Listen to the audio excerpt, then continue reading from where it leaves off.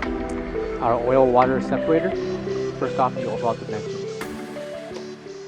By removing the top cover, we have a length of 9 7/8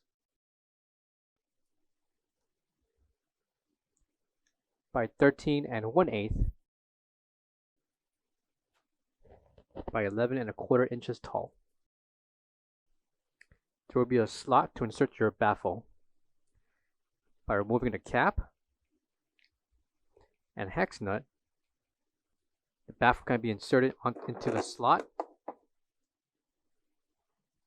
and locked with the cap.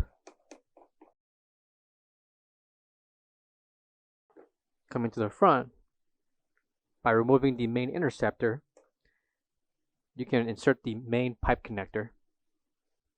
Connector will go in here, and you can lock with the lock nut.